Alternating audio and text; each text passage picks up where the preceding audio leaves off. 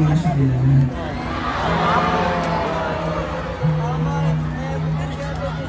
Minsan yung mga tao talaga ganyan.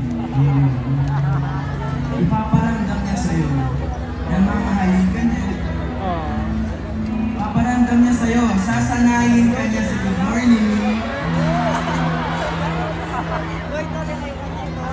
Tapos ngayon, pinaparamdam niya sa'yo, madali kang kalimutan. Ako sasabihin ko sa inyo ha, hindi nyo deserve yun. Kaya ngayon 2025, pwede bang heart tayo? Yeah!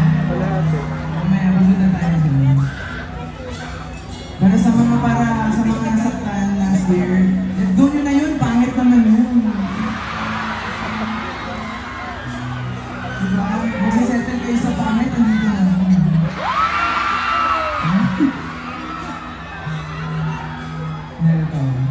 Ito, namin nyo itong last part.